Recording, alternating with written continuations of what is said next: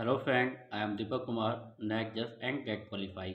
हमारा टारगेट है नैक का एग्ज़ाम जून 2024।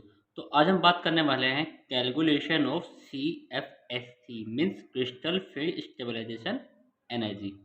तो सबसे पहले हम बात करेंगे आज ऑक्टाहेड्रल कॉम्प्लेक्स एंड उसके बाद टेट्राहेड्रल कॉम्प्लेक्स के CFSC के बारे में। लेकिन उससे बाद से बात करते हैं कि व्हाट इज CFSC। यानी कि जब कोरिलेशन कंपाउंड के अंदर लिगेंड एंड मेटल के बीच अट्रैक्शन होता है तो साथ साथ वहाँ पे क्या होता है, रिपल्सन होता है। और जैसे से रिपल्सन इंक्रीज होता जाएगा तो जो डी ऑर्बिटल होते हैं ये इनका क्या हो जाता है, स्प्लिटिंग हो जाती है, यानी कि टू पार्ट में डिवाइड हो जाते हैं। तो जब ये टू पार्ट में डिवाइड होते हैं तो एक साइड होता है हमारे पास T2G, एक होता है EG साइड। और ये जो बीच में जो लाइन होती है ये होती है हमें क्या, बेरियर सेंटर। इससे अबव जो एनर्जी होती है EG से वो होती है 0.6 डेल ओ, यानी कि ऑक्टाहेड्रल, या बोल सकते हैं जो इक्वल होती है +6 डे डी, यानी कि डिफरेंशियल ऑफ क्वांटा। अगर हम बात करते हैं EG साइड की एनर्जी की तो ये बेरियर सेंटर से क्या होती है, लो होती है। तो इसी वजह से इसकी वैल्यू होती है माइनस की, -0.4 डेल ओ। ये इक्वल होती है -4 डेल डी क्यू। और इनके जो बीच का जो गैप होता है उसे क्या बोलते हैं हम, डेल ओ, यानी कि बोल सकते हैं क्रिस्टल फील्ड स्टेबलाइजेशन एनर्जी। और ये जो CFSC होती है ये डी ऑर्बिटल के अंदर जो इलेक्ट्रॉन फिल होते हैं, नहीं बोल सकते हैं कि डी ऑर्बिटल का जो इलेक्ट्रॉनिक कॉन्फ़िगरेशन होता है उन सब के लिए क्या होती है, डिफरेंट डिफरेंट होती है। कि जब इस T2G सेट के अंदर एक इलेक्ट्रॉन होगा, दो होंगे या तीन होंगे, या EG के अंदर एक इलेक्ट्रॉन होगा या फोर इलेक्ट्रॉन होंगे, तो उन सभी के लिए CFSC की जो वैल्यू होगी वो कैसे होगी, सबकी अलग होगी। तो विद द हेल्प ऑफ कि हम इन CFSC की वैल्यू को कैसे कैलकुलेट करते हैं तो इसके बारे में हम आज डिस्कस करने वाले हैं। तो अगर हम बात करते हैं ऑक्टाहेड्रल कॉम्प्लेक्स के अंदर तो हम बात कर सकते हैं कि calculation of CFSC in octahedral complex. इसको कैलकुलेट करते हैं -0.4n + 0.6n डेल ओ का मतलब क्या है, ऑक्टाहेड्रल प्लस एम पी। या बोल सकते हैं कि जो T2G सेट की एनर्जी प्लस EG सेट की एनर्जी। तो T2G सेट की जो एनर्जी होती है वो कितनी होती है, -0.4। और जो EG सेट की जो वैल्यू होती है वो होती है 0.6। यहाँ पे जो n है वो कितना है, नंबर ऑफ इलेक्ट्रॉन। m क्या है यहाँ पे, total number of electron pair in T2G and EG set of orbital. यानी कि जब किसी भी ऑर्बिट के अंदर टू इलेक्ट्रॉन फिल होते हैं तो वहाँ पर होता है क्या, इलेक्ट्रॉन की पेयरिंग होती है। तो वहाँ पे कितने इलेक्ट्रॉन ऐसे पेयर होंगे तो वो क्या होता है, हम रिप्रेजेंट करते हैं किसे, m से। अब बात करते हैं p की। तो p क्या होता है, pairing energy for one electron pair. यानी कि हमें पता है कि जब किसी भी ऑर्बिट के अंदर इलेक्ट्रॉन पेयर होगा तो पहले वहाँ पे क्या होता है, इलेक्ट्रॉन का रिपल्सन होता है। लेकिन इलेक्ट्रॉन को पेयर करने के लिए जितनी एनर्जी की रिक्वायरमेंट होती है उसको क्या बोलते हैं हम, पेयरिंग एनर्जी बोलते हैं। उसके अलावा आपको ये भी ध्यान रखना है कि जो CFSC होती है वो होती है tan डी क्यू की। अगर आपको कोई भी वैल्यू यहाँ पे डेल ऑक्शन की, डेल ओ के जगह में लिखे वहाँ पे क्या हुआ, डी क्यू लिखा हुआ, तो अगर हमें डेल ओ को डी क्यू में कन्वर्ट करना है तो आप क्या करना कि जो डेल ओ है उसको 10 से मल्टीप्लाई कर देना, तो जो वैल्यू आएगी वो डी क्यू में कन्वर्ट हो जाएगी। तो ये जो फॉर्मूला है ये, इसकी हेल्प से हम ऑक्टाहेड्रल कॉम्प्लेक्स की CFSC को कैलकुलेट कर सकते हैं। तो सबसे पहले हम देखते हैं कि अगर हम पहले एग्जांपल की बात करते हैं कि अगर हमारे पास कोई भी D1 इलेक्ट्रॉनिक कॉन्फ़िगरेशन है तो सबसे पहले बात करते हैं कि जब इसमें इलेक्ट्रॉन फिलिंग होंगे तो वो होम रूल को फॉलो करेंगे। यानी कि इलेक्ट्रॉन पहले क्या होगा कि वन बाय इलेक्ट्रॉन फिल होंगे सभी ऑर्बिट के अंदर, उसके बाद इलेक्ट्रॉन की पेयरिंग होती है। और साथ ही साथ ये रूल जो होंगे, ये जो इलेक्ट्रॉनिक कॉन्फ़िगरेशन होगा ये हाफ बाउलर रूल को फॉलो करता है। यानी कि सबसे पहले इलेक्ट्रॉन उस ऑर्बिटल के अंदर जाते हैं जिसकी एनर्जी लो होगी। और T2G की जो सेट की एनर्जी होती है वो लो होती है देन EG से। तो सबसे पहले इलेक्ट्रॉन कहाँ फिल होगा, T2G के अंदर। इसमें एक इलेक्ट्रॉन गया। तो अगर हमें इसकी इलेक्ट्रॉनिक कॉन्फिगरेशन कैलकुलेट करनी है D1 के अंदर तो हम क्या निकालते हैं, फॉर्मूला क्या होता है, -0.4n + 0.6n del O plus M P. तो हमने सबसे पहले बात करते हैं यहाँ पे n क्या होता है, नंबर ऑफ इलेक्ट्रॉन।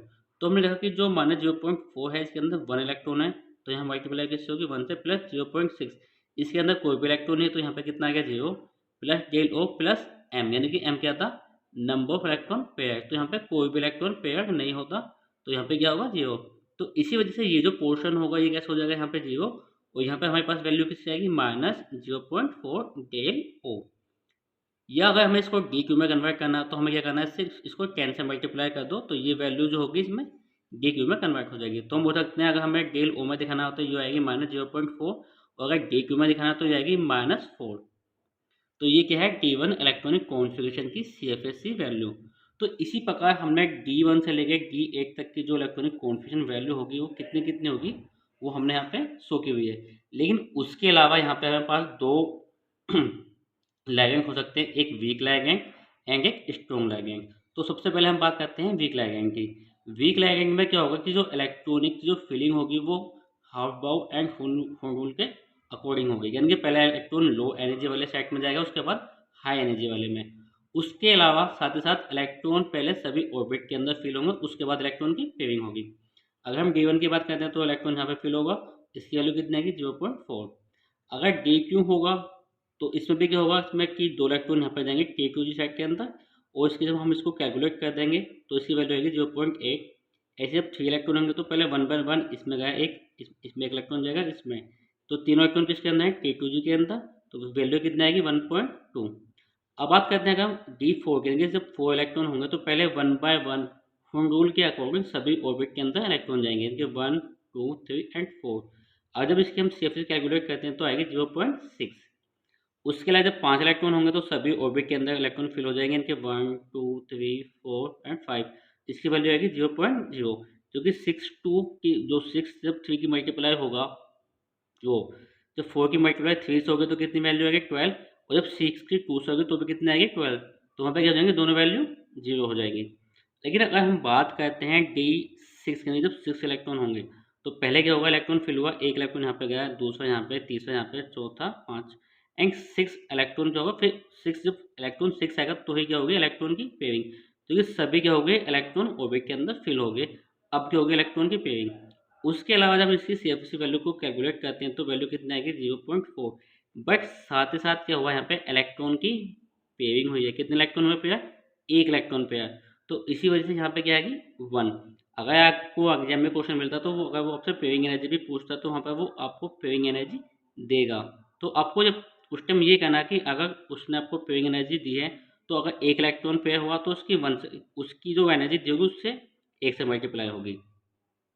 आगे बात करते हैं D7 की, तो उसमें कितने 7 इलेक्ट्रॉन, तो सभी ऑर्बिट के अंदर फिल हो जाएंगे इलेक्ट्रॉन, तो उसके बाद यहाँ पे इलेक्ट्रॉन की पेयरिंग होगी 6 एंड 7। तो इसकी CFSC वैल्यू कितनी आएगी 0.8। लेकिन इसमें कितने इलेक्ट्रॉन पेयर हुए 1 एंड 2, तो इसी वजह से हमने क्या लिखा +2p।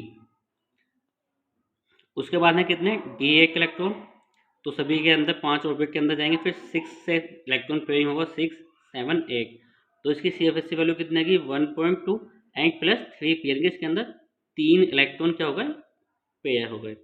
ऐसे D9 के अंदर कितने इलेक्ट्रॉन, इसकी वैल्यू आएगी 0.6 एंड 4 इलेक्ट्रॉन कितने हो पेयर, यानी कि एक यहाँ पे, एक यहाँ पे, एक यहाँ पे एंड एक यहाँ पे। ऐसे ही जब D10 की बात करेंगे तो इसकी CFSC वैल्यू कितनी आएगी 0.0। लेकिन इसमें कितने इलेक्ट्रॉन हुए 5 इलेक्ट्रॉन पेयर होंगे, तो 5p। आपको ये ध्यान रखना कि अगर एग्जाम में उसने केवल आपको CFSC वैल्यू पूछे तो आपको ये वैल्यू दिखा के आनी, लेकिन अगर उसने आपको एग्जाम में पेयरिंग एनर्जी भी दी है तो आपको ये देखना है कि वहाँ पर इलेक्ट्रॉन पेयर हुआ है या नहीं। अगर किस पे देखना कि अगर अगर इलेक्ट्रॉन पेयर हैं तो कितने इलेक्ट्रॉन पेयर हैं, अगर जितने इलेक्ट्रॉन पेयर होंगे तो उसको हमें उस पेयरिंग एनर्जी की वैल्यू को उतने से ही मल्टीप्लाई करना। अगर 4 इलेक्ट्रॉन पेयर हैं तो जो पेयरिंग एनर्जी होगी तो 4 मल्टीप्लाई होगा, अगर 5 इलेक्ट्रॉन पेयर होंगे तो 5 से मल्टीप्लाई होगी। अब बात करते हैं कि जब किसी भी कोएफिशिएंट कंपाउंड के अंदर स्ट्रॉन्ग लिगैंड होंगे तो उस केस में कैसे इलेक्ट्रॉन का कॉन्फ़िगरेशन होगा। D1 के अंदर तो क्या होगा सेम होगा, तो उसकी वैल्यू 0.4। D2 के अंदर भी सेम ही होगा कि 2 इलेक्ट्रॉन यहाँ पे फिल होंगे 0.8 एंड 3 के अंदर भी सेम होगा। लेकिन जब इलेक्ट्रॉन की बात आएगी D4 की तो उस टाइम क्या होगा कि उस टाइम ये होम रूल को फॉलो नहीं करता, क्योंकि होम रूल का कहना होता है कि सभी इलेक्ट्रॉन पहले सभी ऑर्बिट के अंदर फिल होंगे 1/1, जैसे यहाँ पे फिल हुए। लेकिन इसमें क्या है कि जब स्ट्रॉन्ग लिगैंड होगा तो इलेक्ट्रॉन Eg के अंदर ना जाके K2G के अंदर क्या हो जाएगा और इलेक्ट्रॉन कैसा हो जाएगा पेयर। तो यहाँ पे क्या होगा सबसे पहले अब कि सभी इलेक्ट्रॉन क्या होंगे जब 4 से ज़्यादा होंगे, यानी जब 3 से ज़्यादा होंगे तो सारे इलेक्ट्रॉन पहले किसमें फिल होंगे T2G के सेट के अंदर फिल होंगे, और जब इसके अंदर 6 इलेक्ट्रॉन फिल हो जाएंगे उसके बाद Eg साइड के अंदर इलेक्ट्रॉन जाएंगे। तो इसी वजह से यहाँ पे क्या है इलेक्ट्रॉन पे होते हैं 1 पे और इसकी CFSC 1.6।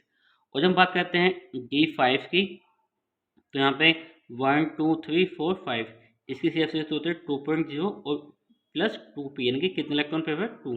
ऐसे इसमें कितने हैं D6 के लिए 3p होगा और CF 2.4। ऐसे क्या होगा D7 के लिए होगा। लेकिन जैसे D7 की हम बात करते हैं तो सबसे पहले जो 6 इलेक्ट्रॉन होंगे वो T2G साइड के अंदर फिल हो गए, 1 2 3 4 5 एंड 6। एंड जैसे 7 इलेक्ट्रॉन होता है तो अब ये EG साइड के अंदर जाएगा और इसकी CF होगी कितनी 1.8। एंड इसके अंदर कितने इलेक्ट्रॉन पेयर हुए हैं 1 2 3, तो यहाँ पे क्या आ गया 3p। तो अब उसके बाद जो भी इलेक्ट्रॉन जाएगा वो EG साइड के अंदर जाएगा 1 बाय 1। तो यहाँ पे कितने हो गए 1.2 इसकी CF और उसमें 3p। ऐसे क्या होगा कि जब D9 की बारी आएगी तो इसमें क्या होगा EG साइड के अंदर भी क्या होंगे इलेक्ट्रॉन पेयर होंगे। इसकी CF वैल्यू कितनी होगी 0.6। एंड इसमें कितने इलेक्ट्रॉन पेयर हुए हैं 1 2 3 एंड 4, तो कितना आ गया यहाँ पे 4p। ऐसी जब हम बात करते हैं D10 की, तो इसमें कितने होते हैं, इसकी CF होती है 0.0, लेकिन इसमें 5 इलेक्ट्रॉन कैसे होते हैं पेयर। तो इसकी हेल्प से हम किस इलेक्ट्रॉनिक कॉन्फिगरेशन की CF कितनी होती है हम उसको कैलकुलेट कर सकते हैं। और साथ ही साथ हम ये भी बता सकते हैं कि किस इलेक्ट्रॉनिक कॉन्फ़िगरेशन के अंदर कितने अनपेयर्ड इलेक्ट्रॉन होते हैं, कि जब वीक लिगेंड होगा तो कितने इलेक्ट्रॉन पेयर्ड होंगे, कितने अनपेयर्ड इलेक्ट्रॉन होंगे, और जब स्ट्रॉन्ग लिगेंड होगा तो कितने इलेक्ट्रॉन अनपेयर्ड होंगे। तो आप इसकी हेल्प से ये भी कैलकुलेट कर सकते हो। आगे बात करते हैं हम टेट्राहेड्रल कॉम्प्लेक्स के अंदर। इसमें क्या होगा कि इसकी जो स्प्लिटिंग होती है वो ऑक्टाहेड्रल के जस्ट रिवर्स होगी। तो इसी वजह से यहाँ पे पहले क्या आएगा 0.6n minus 0.4n and T का मतलब टेट्राहेड्रल प्लस mp। लेकिन इसमें क्या होगा कि इसमें केवल एक ही केस होता है, इसमें चाहे स्ट्रॉन्ग लिगेंड हो या वीक लिगेंड हो, तो दोनों ही केस में क्या करता है वो होम रूल को फॉलो करता है। यानी कि सभी इलेक्ट्रॉन पहले 1 बाय 1 सभी ऑर्बिट के अंदर जाएंगे, उसके बाद इलेक्ट्रॉन की पेयरिंग होगी, चाहे उसमें वीक लिगेंड हो चाहे स्ट्रॉन्ग लिगेंड हो। तो इसी वजह से जब D1 की बात करते हैं तो इलेक्ट्रॉन, क्योंकि सबसे पहले इलेक्ट्रॉन किस में जाएगा अकॉर्डिंग टू हबाउ जिसकी एनर्जी लो होगी। तो इस केस में क्या होगा कि EG की एनर्जी लो होती है, T2G की एनर्जी हाई होती है। तो इसी वजह से EG के अंदर पहले इलेक्ट्रॉन जाएगा, इसकी CF कितनी होगी 0.6, क्योंकि इसमें इसकी वैल्यू कितनी होती है 0.6। तो एक कितने इलेक्ट्रॉन है यहाँ पे एक मल्टीप्लाई 1। T2G साइड की वैल्यू होती है कितनी 0.4, तो इसमें एक भी इलेक्ट्रॉन नहीं है तो मल्टीप्लाई 0, तो इसकी वैल्यू कितनी आएगी 0.6।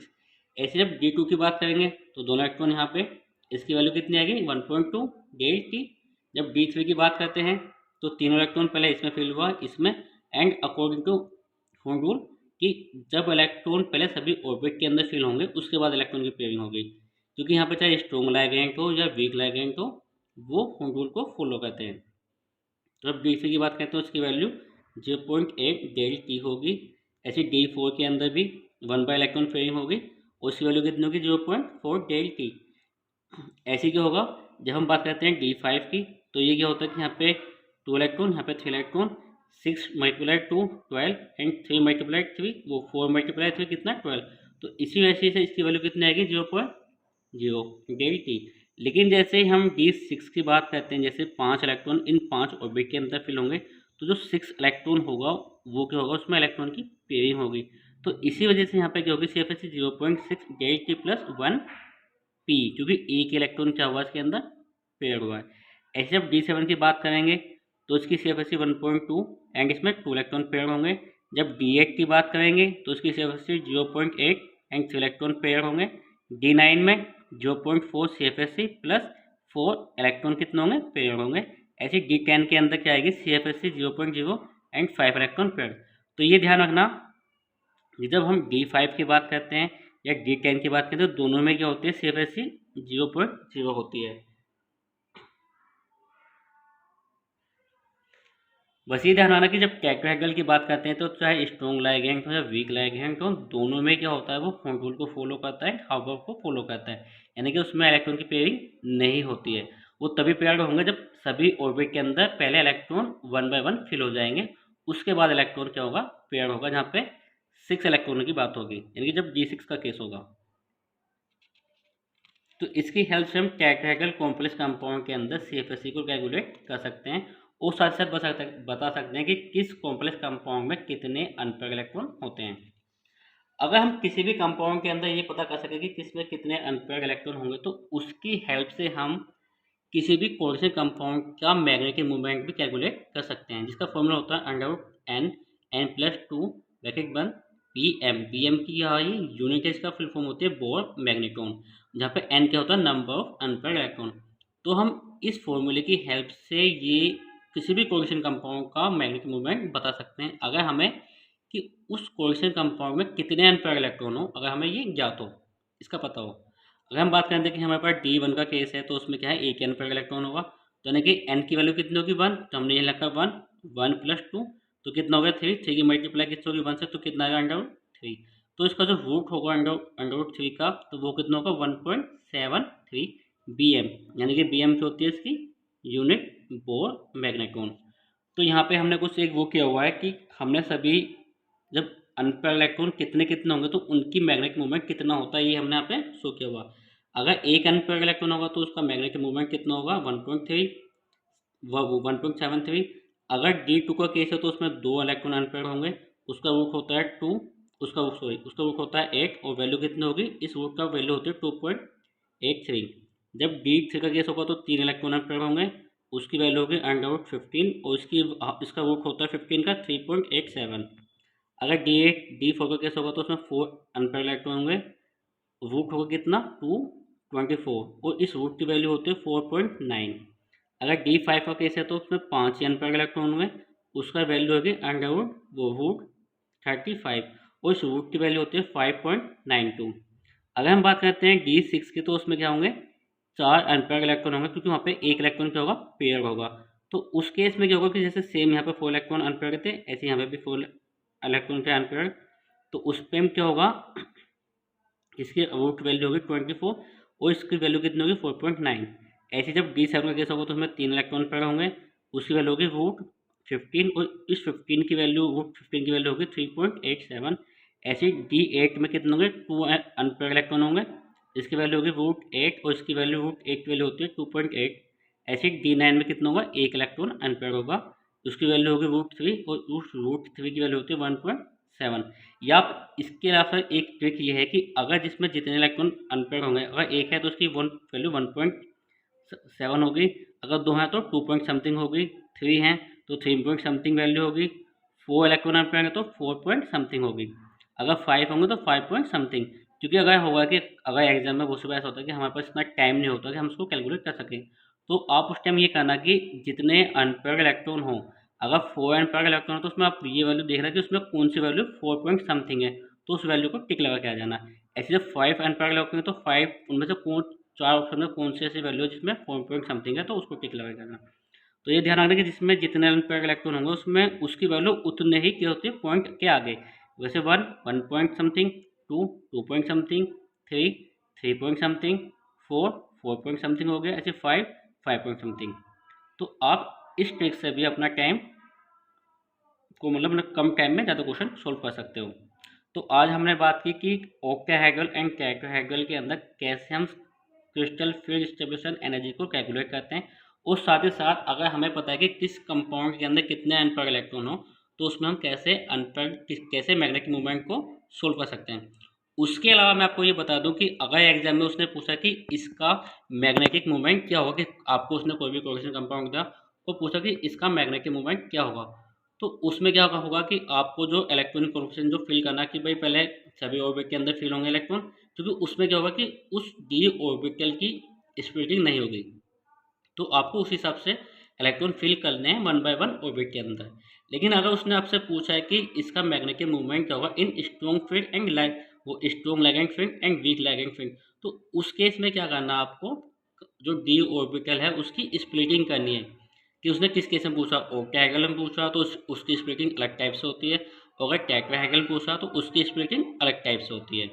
उसके अलावा आपको ये ध्यान रखना कि ऑक्टाहेड्रल के अंदर स्ट्रॉन्ग लैगिंग की प्रेजेंस में इलेक्ट्रॉन पेयर होते हैं, लेकिन टेट्राहेड्रल में चाहे स्ट्रॉन्ग लैगिंग हो या वीक लैगिंग हो, वो उसमें इलेक्ट्रॉन पेयर नहीं होते हैं। क्योंकि बहुत सी बार जल्दी जल्दी एग्जाम, जब क्वेश्चन एग्जाम में आता हूँ, हम जल्दी जल्दी में यही गलती कर देते हैं कि उसने क्या कंडीशन पूछी है। तो जब भी आप अपना एग्जाम देने जाओ तो पहले क्वेश्चन को ध्यान से पढ़ना है कि उसमें क्या कंडीशन पूछी गई है, उसके बाद उसको सोल्व करना है। Thank you so much.